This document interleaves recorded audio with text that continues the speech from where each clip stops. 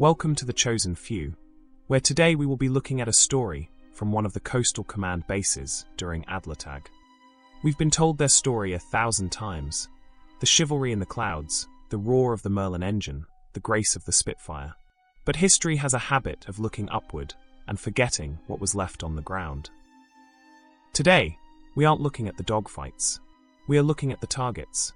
We are looking at a quiet patch of Kent called RAF Detling on the most ambitious day of the German air war, Adlertag, the day of the eagle.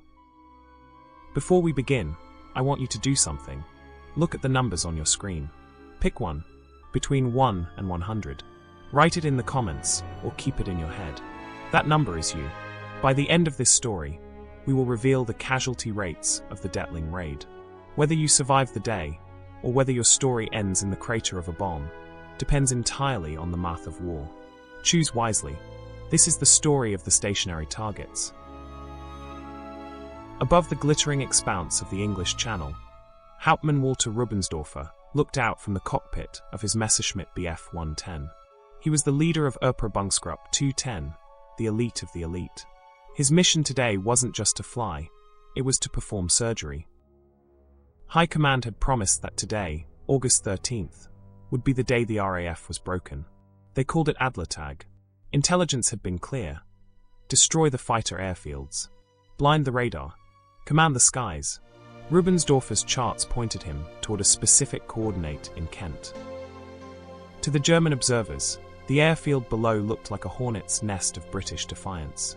They saw hangars, they saw a grass strip, and they saw rows of twin-engine aircraft glinting in the summer sun.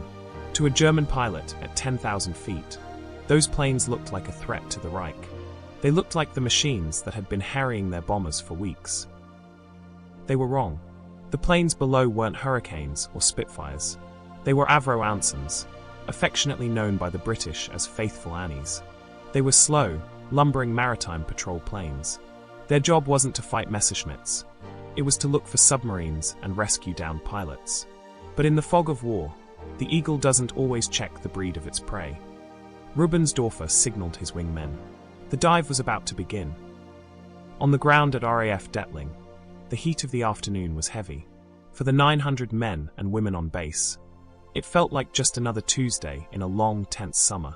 In the canteen, the smell of grease and roasted potatoes, a staple for the hungry ground crews, filled the air. Among them was Corporal Josephine Robins. She wasn't a pilot. She didn't have a parachute. She was a member of the WAAF, and her world was one of telephone switchboards, plotting tables, and the constant rhythmic ticking of the sector clocks. For her, the Battle of Britain was a series of dots on a map and voices crackling through a headset. To the men of number 500, County of Kent, Squadron, Detling felt safe, or at least, safer than the famous front line bases like Biggin Hill. They were coastal command. They were the outsiders. They spent their days flying long, lonely hours over the North Sea. They didn't expect to be the centerpiece of the Germans' great air offensive. At 15:15, Group Captain Edward Meigs Davis, the station commander, walked toward the operations block. He was the brain of the station, a man responsible for coordinating the patrols that kept the shipping lanes open.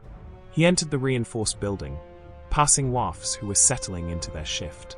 The room was quiet, save for the hum of the ventilation and the murmur of reports. Then, the world began to vibrate. It started as a low frequency, something felt in the soles of the feet rather than heard in the ears. It was the sound of 80 sets of Junkers and Dornier engines crossing the coast. At the chain-home radar stations, operators were screaming warnings into their headsets. But for Detling, the warning came too late. The sirens began their rising and falling wail, the moaning Mini. On the airfield, ground crews dropped their tools and looked up. They didn't see the heroic few rising to meet the enemy. They saw the sky turn black with German wings. Corporal Robins didn't run for the perimeter. She did what she had been trained to do. She stayed. She moved toward the shelters, not to hide, but to ensure her personnel were accounted for. High above, the first Ju-88 tipped its nose down into a scream. The target wasn't the planes on the grass. It was the building where Meigs Davis stood. The eagle had arrived. And the people of Detling were about to learn that in 1940, the most dangerous place to be wasn't in the air, it was standing still. From the cockpit of a Junkers Ju-88, the world is a geometric grid of green and brown. The pilot, fingers tight on the control column, sees the airfield of Detling expanding in his reflector sight. To him, this isn't a place where people are eating dinner or writing letters home. It's a coordinate to be erased. He feels the aircraft lurch as the heavy SC-500 bombs are toggled. In the Luftwaffe, they called this precision, but at 200 miles per hour, precision is a relative term. He watches the sticks of bombs tumble, looking like small, black teardrops against the summer haze. He pulls the stick back, the G-force pressing him into his seat, and as he levels out, he looks back over his shoulder.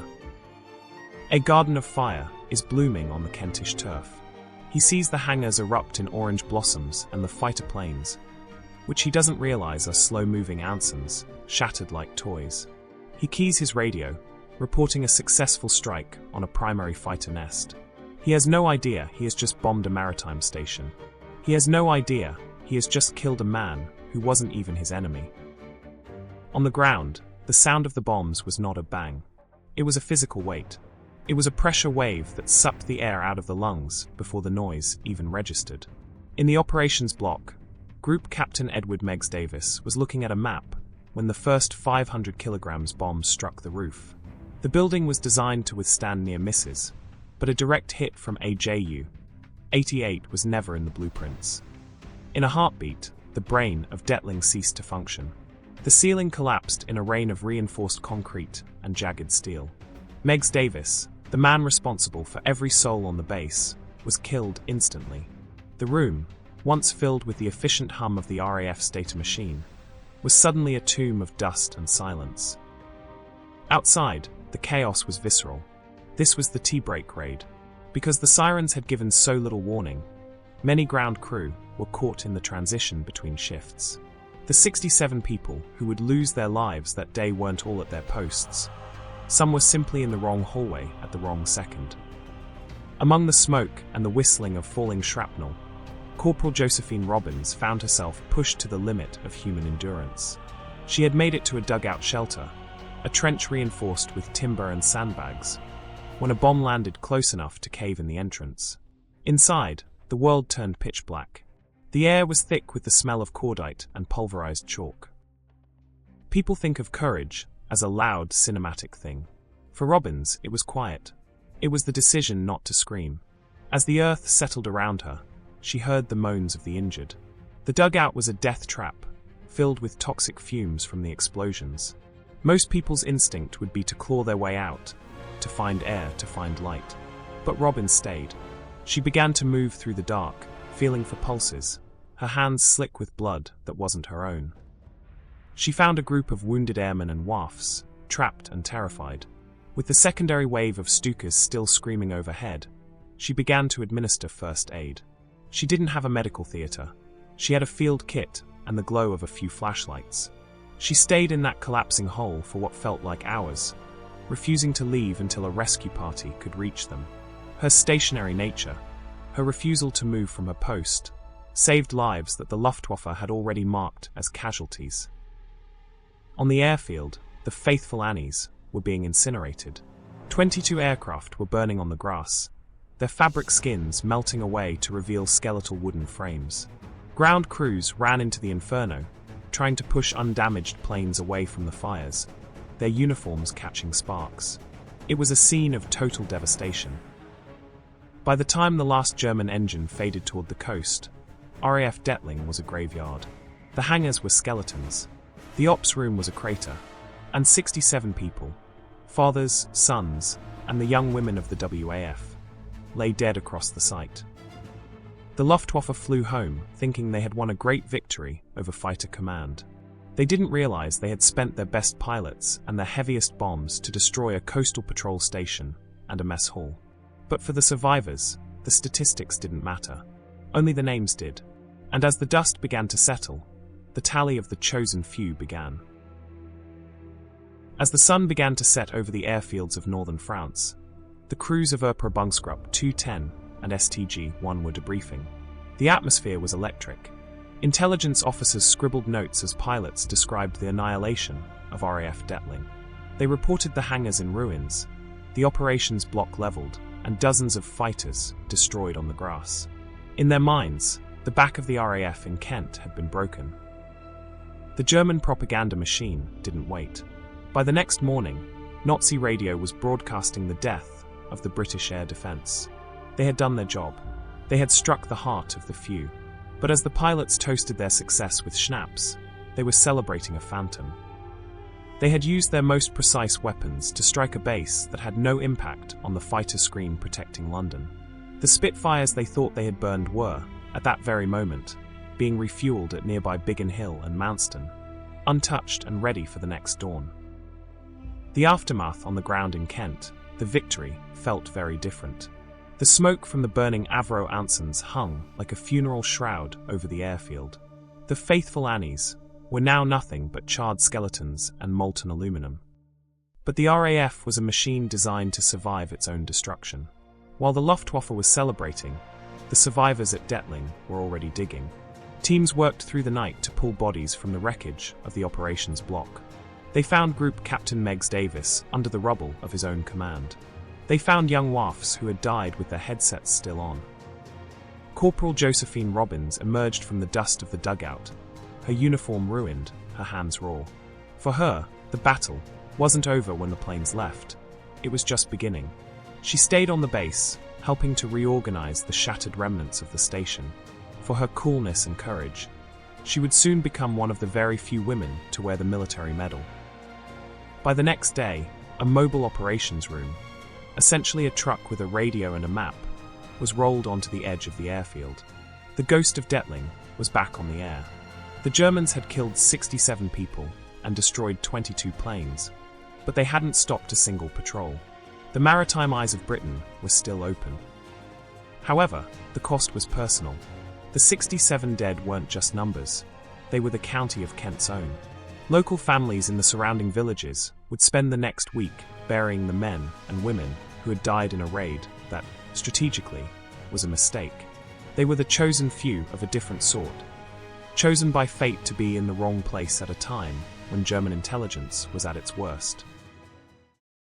At the start of this story, you chose a number between 1 and 100. You weren't choosing a rank or a plane.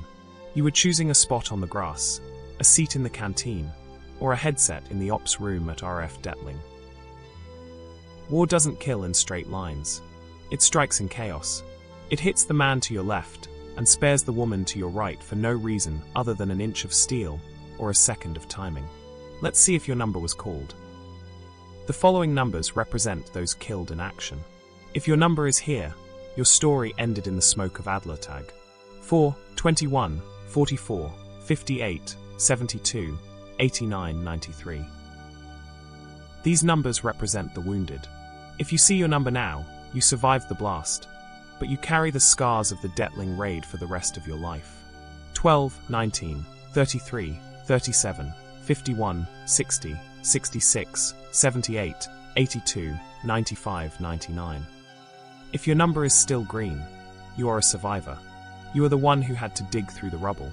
You are the one who watched the smoke clear and realized that despite the fire and the fury, the RAF was still standing. You are the ones who got the faithful Annies back into the air. The Luftwaffe thought they had won. They were wrong, because as long as one number stayed green, the fight wasn't over. Tell us in the comments, did you survive the day of the Eagle? So like we do every episode, I would like to invite you to join us in remembering those that suffered.